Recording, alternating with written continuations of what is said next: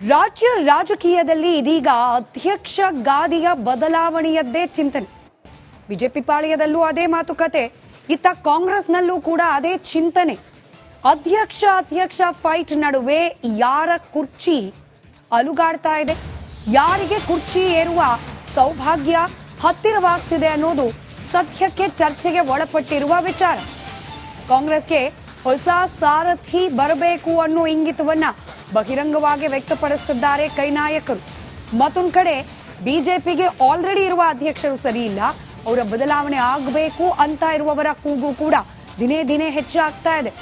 ಹೊಸಬರಿಗೆ ಸಾರಥ್ಯ ನೀಡುತ್ವ ಎರಡೂ ರಾಷ್ಟ್ರೀಯ ಪಕ್ಷಗಳು ಅನ್ನೋದು ಸದ್ಯಕ್ಕಿರುವ ಕುತೂಹಲ. ಎರಡೂ ಪಕ್ಷಗಳ ರಾಜ್ಯಾಧ್ಯಕ್ಷರ ಕುರಿತಾದ ವಿಚಾರ ಚರ್ಚೆ ಇದೀಗ ಎರಡೂ ಪಕ್ಷದ ಹೈಕಮಾಂಡ್ ಅಂಗಳಕ್ಕೆ ತಲುಪಿದೆ. ಅಧ್ಯಕ್ಷಗಿರಿ ಪಾಲಿಟಿಕ್ಸ್ ಇದೀಗ ದೆಹಲಿ ಅಂಗಳಕ್ಕೆ ತಲುಪಿದೆ. ರಾಜ್ಯದಲ್ಲಿ ಬೈ ಎಲೆಕ್ಷನ್ ಮುಗಿದಿದ್ದಾಯ್ತು. ಬಿಜೆಪಿ 3ಕ್ಕೆ 3 ಕ್ಷೇತ್ರದಲ್ಲಿ ಸೋತು ಶರಣಾಗತಿಯನ್ನ ಒಪ್ಕೊಂಡ್ರೆ ಕಾಂಗ್ರೆಸ್ ಬೈ ಎಲೆಕ್ಷನ್ ನಲ್ಲಿ ಕ್ಲಿಕ್ ಆಯ್ತು. ಆದ್ರೆ ಈಗ ಎರಡೂ ಪಾರ್ಟಿಗೆ ಹೊಸ ಡ್ರೈವರ್ನ ಅವಶ್ಯಕತೆ ಇದೆಯಂತೆ. ಇದು ಸದ್ಯಕ್ಕೆ ರಾಜ್ಯ ರಾಜಕೀಯ ವಲಯದಲ್ಲಿ ಸಾಕಷ್ಟು ಚರ್ಚೆಗೆ ಗ್ರಾಸವಾಗ್ತಿರುವ ಸುದ್ದಿ. ಈ ಕುರಿತಾದ ಒಂದು ರಿಪೋರ್ಟ್ ನಿಮ್ಮ ಮುಂದೆ.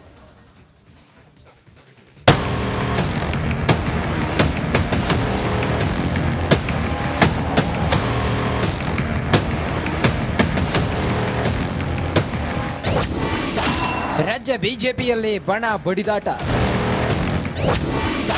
ಕಾಂಗ್ರೆಸ್ನಲ್ಲೂ ಕುರ್ಚಿ ಕಾದಾಟ. ಕರ್ನಾಟಕದಲ್ಲಿ ಬೈ ಎಲೆಕ್ಷನ್ ಬೆನ್ನಲ್ಲೇ ಪಾಲಿಟಿಕ್ಸ್ ಚುರುಕಾಗಿದೆ. ಎಲ್ಲ ಸಮೀಕ್ಷೆ ಉಲ್ಟಾ ಮಾಡಿದ ಫಲಿತಾಂಶ ನಾಯಕತ್ವವನ್ನೇ ಪ್ರಶ್ನಿಸುವಂತೆ ಮಾಡಿದೆ. ಇನ್ನೊಂದೆಡೆ ಕಾಂಗ್ರೆಸ್ನಲ್ಲೂ ಕುರ್ಚಿ ಕಾಳಗ ಶುರುವಾಗಿದೆ.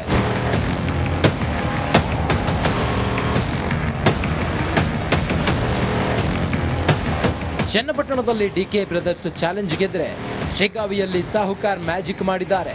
ಸಂಡೂರಿನಲ್ಲಿ ಉಸ್ತುವಾರಿ ವಹಿಸಿದ ಸಂತೋಷ್ ಲಾಡ್ ಅಭ್ಯರ್ಥಿ ಪಾಲಿಗೆ ಗಾರ್ಡ್ ಆಗಿದ್ದಾರೆ. 3 ಕ್ಷೇತ್ರಗಳ ಗೆಲುವಿನ ಬೆನ್ನಲ್ಲೇ ಕಾಂಗ್ರೆಸ್ನಲ್ಲಿ ಹೊಸ ಲೆಕ್ಕಾಚಾರ ಹಾಕಲಾಗ್ತಿದೆ. ಡಿಕೆ ಕುರ್ಚಿ ಮೇಲೆ ಕೈ ಇಡಲು ಸಾಹುಕಾರ್ ರೆಡಿಯಾಗಿದ್ದಾರೆ. ದೆಹಲಿಯಲ್ಲಿ ಗೇಮ್ ಚೇಂಜ್ ಆಟ. ಕೆಪಿಸಿಸಿ ಅಧ್ಯಕ್ಷ ಡಿಕೆ ಶಿವಕುಮಾರ್ ಅವಧಿ ಮುಕ್ತಾಯ ಆಗ್ತಿದೆ. ಈ ಹಿನ್ನೆಲೆ ಮುಂದಿನ ಸಾರಥಿ ಯಾರು ಅನ್ನೋ ಚರ್ಚೆ ದೆಹಲಿ ಮಟ್ಟದಲ್ಲಿ ನಡೆದಿದೆ. ಅದಾಗಲೇ ಡಿಕೆ ಶಿವಕುಮಾರ್ ದೆಹಲಿ ತಲುಪಿ ಆಗಿದೆ. ಕೆಪಿಸಿಸಿ ಕುರ್ಚಿ ರೇಸ್ನಲ್ಲಿ ಸತೀಶ್ ಜಾರಕಿಹೊಳಿ, ಎಂಬಿ ಪಾಟೀಲ್ ಹೆಸರು ಮುನ್ನೆಲೆಯಲ್ಲಿದೆ. ವರ್ಷಾಂತ್ಯಕ್ಕೆ ನೂತನ ಸಾರಥಿ ಆಯ್ಕೆಯೂ ನಡೆಯಲಿದೆ. ಈ ಮಧ್ಯೆ ಏನ್ ಸ್ವಾಮಿ ಮುಂದೆ ಅಂದ್ರೆ ಪ್ರತಿಕ್ರಿಯೆ ನೀಡೋಕೆ ಕೆಪಿಸಿಸಿ ಅಧ್ಯಕ್ಷ ಡಿಕೆ ಶಿವಕುಮಾರ್ ಹಿಂದೇಟು ಹಾಕಿದ್ದಾರೆ. ಸತೀಶ್ ಜಾರಕಿಹೊಳಿ ಈಗ ಚರ್ಚೆ ಆಗ್ತಾ ಇದೆ. ಅವರು ಬದಲಾವಣೆ ಬಗ್ಗೆ ಅಂದ್ರೆ ನಾನು ಕೂಡ ಆಕಾಂಕ್ಷೆ ಅನ್ನುವಂತಹ ಮಾತನ್ನ ಹೇಳಿದ್ರು. ಡಿಸಿಎಂ ಅಥವಾ ನನಗೆ ಗೊತ್ತಿಲ್ಲಪ್ಪ ಅಧ್ಯಕ್ಷ ಸ್ಥಾನ. ಬಿಜೆಪಿಯಲ್ಲೂ ಹೊಸಬರಿಗೆ ಸಾರಥ್ಯ. ರಾಜ್ಯ ಬಿಜೆಪಿಯಲ್ಲಿ ಎಲ್ಲವೂ ನೆಟ್ಟಂಗಿಲ್ಲ ಅನ್ನೋದು ಗುಟ್ಟಾಗಿ ಏನು ಉಳಿದಿಲ್ಲ.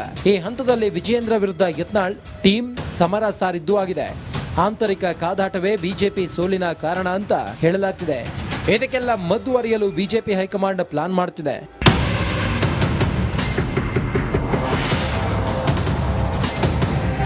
ಒಟ್ನಲ್ಲಿ ಎರಡೂ ಪಾರ್ಟಿಗಳ ಸಾರಥ್ಯವನ್ನ ಹೊಸಬರ ಹೆಗಲಿಗೆ ನೀಡಲು ಹೈಕಮಾಂಡ್ ಲೆಕ್ಕ ಹಾಕ್ತಿದೆ. ಆ ಮ್ಯಾಚ್ ವಿನ್ನರ್ ಯಾರಾಗ್ತಾರೆ ಎಂಬುದನ್ನ ಕಾದು ನೋಡಬೇಕಿದೆ. Bureau report, Republic Kannada. In fact ರಾಜ್ಯದಲ್ಲಿ 3 ಪಕ್ಷದಲ್ಲೂ ಕೂಡ ಹಾಲಿ ರಾಜ್ಯಾಧ್ಯಕ್ಷರ ವಿರುದ್ಧ ಕೆಲವೊಂದಷ್ಟು ಅಸಮಾಧಾನ. ಕಾಂಗ್ರೆಸ್ ಪಾಳ್ಯದಲ್ಲಿ ಹಾಗೆ ನೋಡಿದ್ರೆ ನೇರವಾಗಿ ಅಸಮಾಧಾನ ಅನ್ನೋದು ಕಾಣದೆ ಹೋದ್ರೂ ಕೂಡ ಅವಧಿ ಮುಗಿದಿದೆ, ಹೀಗಾಗಿ ಅವರ ಬದಲಿಗೆ ಬೇರೆಯವ್ರಿಗೆ ಅವಕಾಶವನ್ನ ಕೊಡಿ ಅಂತ ಹೇಳಿ ಕೇಳ್ತಾ ಇರುವ ಕೂಗು ಕೇಳೋಕ್ ಸಿಗ್ತಾ ಇದೆ. ಬಿಜೆಪಿಯಲ್ಲೂ ಕೂಡ ಬಿಜೆಪಿಯ ರಾಜ್ಯಾಧ್ಯಕ್ಷರಾಗಿ ಅಧಿಕಾರವನ್ನ ಸ್ವೀಕಾರ ಮಾಡಿ 1.5 ವರ್ಷ ಆಗಿದೆ ಅಷ್ಟೇ ವಿಜಯೇಂದ್ರ ಅವರು. ಆದ್ರೆ ನಮ್ಮ ನಾಯಕರು ಅಂತ ಹೇಳಿ ಅವರನ್ನ ಒಪ್ಪೋದಿಲ್ಲ ಅಂತ ಹೇಳಿ ಮೊದಲ ದಿನದಿಂದ ತಗಾದೆ ತೆಗೆದವರನ್ನ ಸಮಾಧಾನಗೊಳಿಸಿ ಒಗ್ಗಟ್ಟಿನ ಹೆಜ್ಜೆಯನ್ನ ಇಡುವಲ್ಲಿ ವಿಜಯೇಂದ್ರ ಅವರು ಕೂಡ ವಿಫಲರಾಗ್ತಿದ್ದಾರೆ ಅನ್ನೋದು ಮತ್ತೆ ಸಾಬೀತಾಗ್ತಾ ಇದೆ.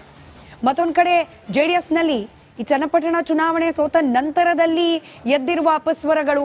ಜಿಟಿ ದೇವೇಗೌಡರು ನೇರವಾಗಿ ಹೇಳ್ಬಿಟ್ರು, ಕುಮಾರಸ್ವಾಮಿ ಅವರು ನಮ್ಮನ್ನೆಲ್ಲ ವಿಶ್ವಾಸಕ್ಕೆ ತೆಗೆದುಕೊಳ್ತಾ ಇಲ್ಲ, ದೊಡ್ಡಗೌಡ್ರಿಗೆ ನಮ್ಮ ಮೇಲೆಲ್ಲ ಪ್ರೀತಿ ವಿಶ್ವಾಸ ಇದೆ.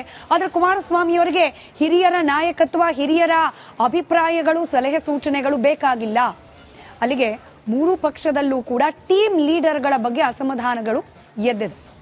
ಕಾಂಗ್ರೆಸ್ನಲ್ಲಿ ಅಸಮಾಧಾನ, ನಾನು ಆಗ್ಲೇ ಹೇಳ್ದಾಗೆ ಅಸಮಾಧಾನ ಅನ್ನೋದು ಇಲ್ಲದೆ ಹೋದ್ರೂ ಕೂಡ ಅವರ ಅವಧಿ ಮುಗ್ದಿದೆ, ಹೀಗಾಗಿ ಅವ್ರ ಕೈಲೇ ಯಾಕೆ ಎಲ್ಲ ಅಧಿಕಾರ, ನಮಗೂ ಒಂದು ಅವಕಾಶ ಕೊಡಿ ಅನ್ನೋರ ಸಂಖ್ಯೆ, ಅವರ ಧ್ವನಿ ಹೆಚ್ಚಾಗ್ತಾ ಹೋಗ್ತಾ ಇದೆ. ಡಿ ಕೆ ಶಿವಕುಮಾರ್ ಅವರು ರಾಜ್ಯಾಧ್ಯಕ್ಷರಾದ ನಂತರದಲ್ಲಿ ಕಾಂಗ್ರೆಸ್ ಪಕ್ಷಕ್ಕೆ ಒಂದು ದಿಕ್ಕು ದಸೆಯನ್ನ ತಂದು ಕೊಡುವಲ್ಲಿ ಯಶಸ್ವಿಯಾಗಿದ್ದಾರೆ, ಅಧಿಕಾರದ ಗದ್ದುಗೆಯನ್ನ ತಲುಪಿಸುವಲ್ಲಿ ಯಶಸ್ವಿಯಾಗಿದ್ದಾರೆ ಅನ್ನೋದು ಡಿ ಕೆ ಶಿವಕುಮಾರ್ ಅವರ ಒಂದಷ್ಟು ಪ್ಲಸ್ ಪಾಯಿಂಟ್ಸ್. ನೆಗೆಟಿವ್ ಕೂಡ ಇಲ್ಲದೇ ಇಲ್ಲ. ಡಿ ಕೆ ಶಿವಕುಮಾರ್ ಅವರ ವಿಚಾರಕ್ಕೆ ಗಮನದಲ್ಲಿ ಇಟ್ಕೊಂಡು ಮಾತನಾಡೋದಾದ್ರೆ, ಹಾಗಾದ್ರೆ ಡಿ ಕೆ ಶಿವಕುಮಾರ್ ಅವರ ಈ ಅವಧಿಯ ಅಧ್ಯಕ್ಷ ಅವಧಿಯ ನೆಗೆಟಿವ್ಸ್ ಏನು, ಪಾಸಿಟಿವ್ಸ್ ಏನು ಗಮನಿಸ್ತಾ ಹೋಗೋಣ. ರಾಜ್ಯದ ಮಟ್ಟಿಗೆ ಹೇಳೋದಾದ್ರೆ, ಒಂದು ತಂಡವನ್ನ ಅಥವಾ ಒಂದು ಪಕ್ಷವನ್ನ ಚಿಕ್ಕ ಪುಟ್ಟ ಕಾರ್ಯಕರ್ತರಿಂದ ಹಿಡಿದು ಸಚಿವರವರೆಗೂ ಕೂಡ ಮುನ್ನಡೆಸ್ಕೊಂಡು ಹೋಗುವ ನಾಯಕತ್ವದ ಗುಣ ಡಿ ಕೆ ಶಿವಕುಮಾರ್ ಅವರಲ್ಲಿ ಇದೆ ಅನ್ನೋದನ್ನ ಯಾರೂ ಕೂಡ ಪ್ರಶ್ನೆ ಮಾಡೋದಿಲ್ಲ, ಅಲ್ಲಗಳೆಯೋದಿಲ್ಲ. ಆದರೆ ಡಿ ಕೆ ಶಿವಕುಮಾರ್ ಅವರ ವಿರುದ್ಧ ತೊಡೆ ತಟ್ಟುವ ಮತ್ತೊಂದು ಬಣ ಇದ್ದೇ ಇದೆ. ಡಿ ಕೆ ಶಿವಕುಮಾರ್ ಅವರಿಗೇನೆ ಯಾಕೆ ಪವರ್ಫುಲ್ ಪೋರ್ಟ್ಫೋಲಿಯೋಗಳು ಕೊಡಬೇಕು, ಸಚಿವಗಿರಿಯನ್ನ ಕೊಡಬೇಕು, ಅವ್ರ ಕೈಲೇನೆ ಕೆಪಿಸಿಸಿ ಅಧ್ಯಕ್ಷಗಿರಿ ಕೂಡ ಇದೆ. ಹಿಂಗೆ ನೇರವಾಗಿ ರಿಪಬ್ಲಿಕ್ ಕನ್ನಡದ ಕ್ಯಾಮ್ರಾ ಮುಂದೆನೆ ಮಾತನಾಡಿದ್ದಾರೆ ಕಾಂಗ್ರೆಸ್ನವರು.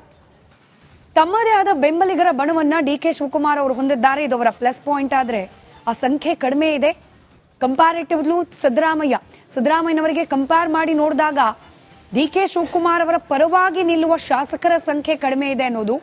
ನಾವು ಈ ಕಾಂಗ್ರೆಸ್ ಸರ್ಕಾರ ರಚನೆ ಆಗೋ ಸಂದರ್ಭದಲ್ಲಿ ಯಾರು ಮುಖ್ಯಮಂತ್ರಿಗಳಾಗಬೇಕು ಅನ್ನೋ ಕಾರಣಕ್ಕೆ ನಡೆದಂತಹ ಶಾಸಕರ ಅಭಿಪ್ರಾಯ ಸಂಗ್ರಹ, ಆ ಸಂದರ್ಭದಿಂದ ಈ ಸಂದರ್ಭದವರೆಗೂ ಕೂಡ ಗಮನಿಸ್ತಾ ಬಂದಿದ್ದೇವೆ.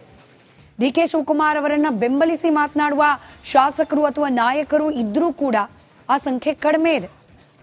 ಈಗ ನಮ್ಮನ್ನು ಬೆಂಬಲಿಸೋರು ಯಾರೋ ಇದ್ದಾರೆ ಅನ್ನೋ ಕಾರಣಕ್ಕೇನೆ ಅವರಿಗೆ ಸಿಎಂ ಹುದ್ದೆ ಸಿಕ್ಕಿಬಿಡುತ್ತಾ, ಕೇವಲ ಒಂದು 4-5 ಜನ ಸ್ಟ್ರಾಂಗ್ ಆಗಿ ಮಾತನಾಡ್ಬಿಟ್ರು ಡಿ ಕೆ ಶಿವಕುಮಾರ್ ಅವರೇ ಮುಂದಿನ ಮುಖ್ಯಮಂತ್ರಿಗಳಾಗಬೇಕು ಅಂತ ಹೇಳಿ ಘೋಷಣೆ ಕೂಗ್ಬಿಟ್ರು ಅಂದ ಮಾತ್ರಕ್ಕೆ ಗದ್ದುಗೆ ಹಿಡಿಯೋದು ಸಾಧ್ಯ ಇಲ್ಲ.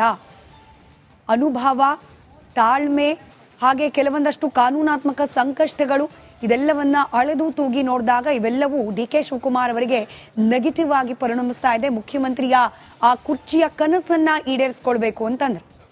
ಮತ್ತೊಂದು ಕಡೆ ಕಾಂಗ್ರೆಸ್ ಸರ್ಕಾರವನ್ನ ರಾಜ್ಯದಲ್ಲಿ 2ನೇ ಅವಧಿಗೆ ಅಸ್ತಿತ್ವಕ್ಕೆ ತರಲಿಕ್ಕೆ ಸಿದ್ದರಾಮಯ್ಯನವರ ನೇತೃತ್ವ, ನೋ ಡೌಟ್. ಆದರೂ ಕೂಡ ಕಾಂಗ್ರೆಸ್ ಸರ್ಕಾರ ಈ ಬಾರಿ ಅಧಿಕಾರದ ಗದ್ದುಗೆಯನ್ನ ಇರಲಿಕ್ಕೆ ಡಿ ಕೆ ಶಿವಕುಮಾರ್ ಅವರ ಪರಿಶ್ರಮ ಬಹಳಷ್ಟಿದೆ.